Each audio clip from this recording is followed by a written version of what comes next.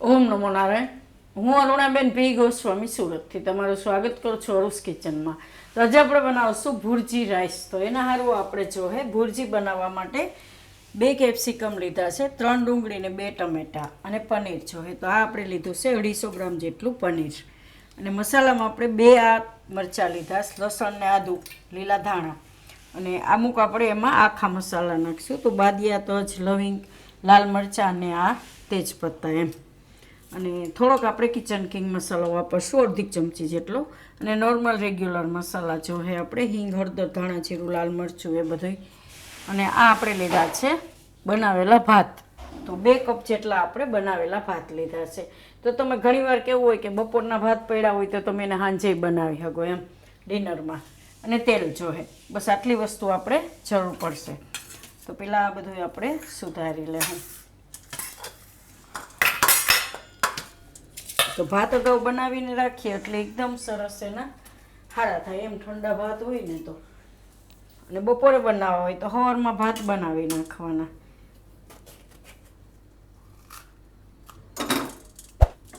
ચાલો આપણે આ સફેદ ભાગ કાઢી બીને બધું કાઢી નાખીશું.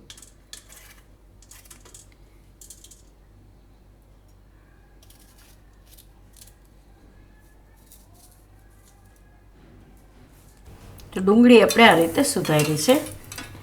હવે આદુ, મરચાં અને લસણ એને આપણે આ રીતે ચીલી કટરમાં કટ કરી લેવું.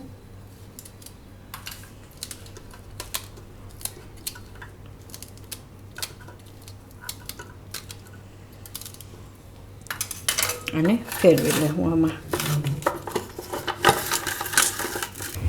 આ ટમેટાં છે એને આપણે સુધારી લેવું. તેને પહેલાં આપણે આ રીતે 4 ભાગ કરી લેવું.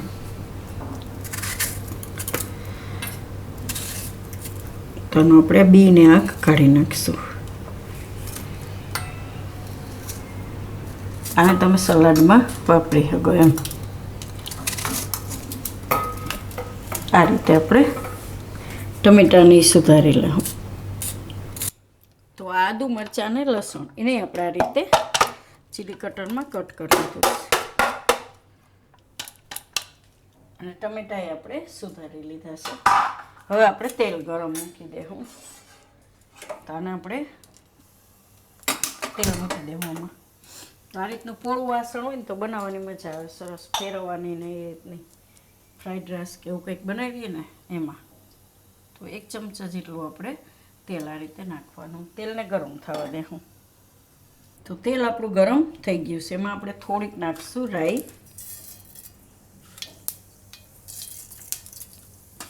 થોડુંક જીરું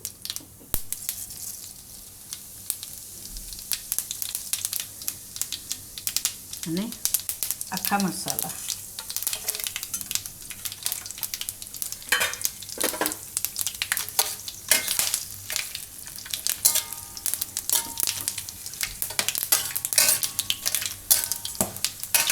લવિંગ હોય ને ફૂટે. થોડીક નાખીશું હિંગ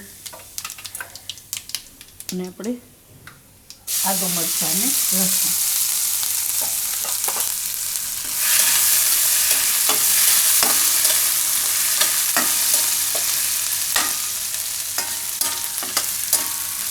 હવે આમાં નાખી દેવું ડુંગળી.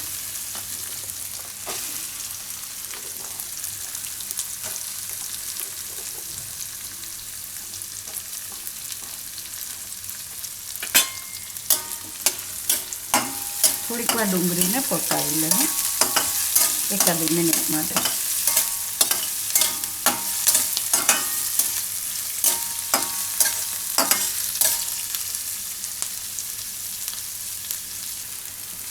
ડુંગળી આપણે થોડીક વાર પકાવી લીધી. સારી રીતે થોડોક એનો કલર ચેન્જ થાય ત્યાં સુધી એમ. હવે એમાં નાખી દઉં આપણે આ કેપ્સિકમ.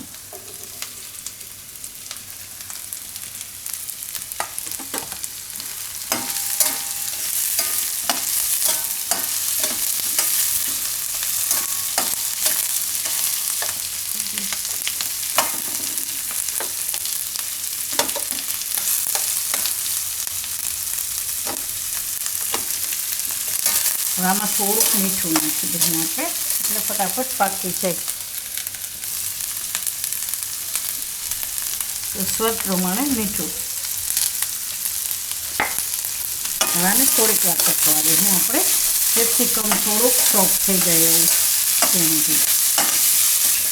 અને આપણે થોડીક વાર કેપ્સિકમને પકાવી લીધું. હવે એમાં આપણે નાખી દઉં આ ટમેટાને. કે ટમેટાને વાર ન લાગે એટલે એને પછીથી નાખવાના, પહેલાં બીજું બધું પકાવી દઉં. હવે ટમેટાને થોડી વાર પકવા દઉં 1-2 મિનિટ માટે. તો આપણે ટમેટા આ રીતે પાકી ગયા છે. હવે એમાં થોડાક લીલા ધાણા નાખી દઉં. અને બીજા મસાલા નાખી દઉં. આપણે ગેસ ધીમો કરી દઉં થોડી વાર. થોડીક નાખીશું હળદર, ધાણા જીરું અને લાલ મરચું. લાલ મરચું તમે તમારી તીખાશ પ્રમાણે નાખી શકો એમ. આપણે 1.5 ચમચી જેટલું નાખીશું.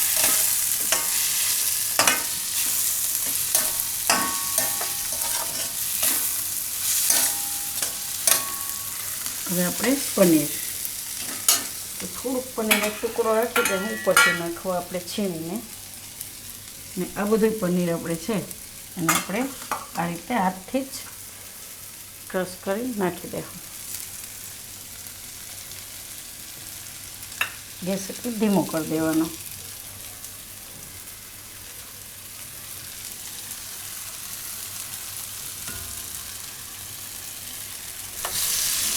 અને મિક્સ કરી લઉં આમાં.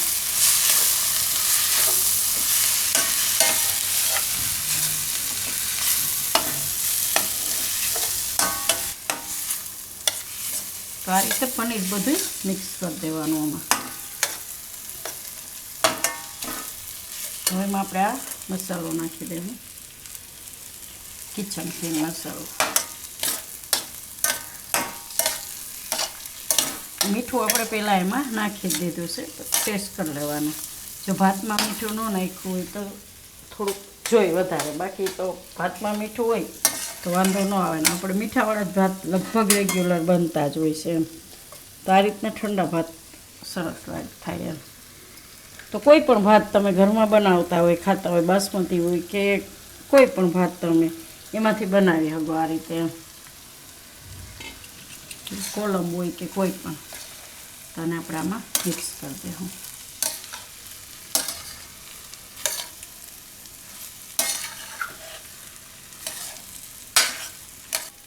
તો આપણે બધું આ રીતે મિક્સ કરી લઈએ.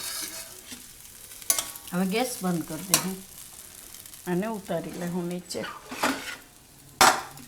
થોડાક ઉપરથી ધાણા નાખવા હોય તો નાખી શકીએ.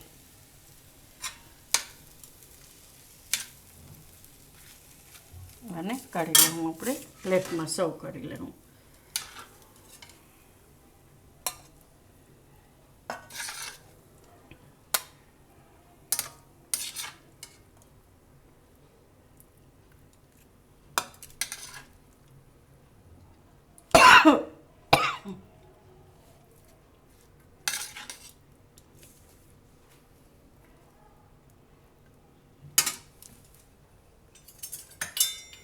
ચમચો મજા આવે.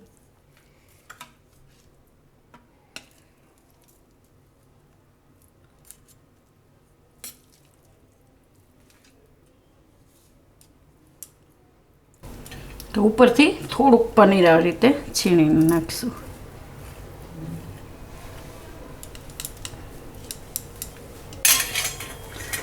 તો તૈયાર છે આપણા ભુરજી રાઈસ કે ભુરજી ફ્રાઈડ રાઈસ એમ.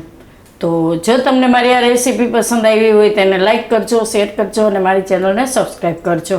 અને બેલ આઇકન દબાવવાનું ના ભૂલતા. કમેન્ટ કરીને કહેજો કે તમને કેવા લાગ્યા ભુરજી ફ્રાઈડ રાઈસ.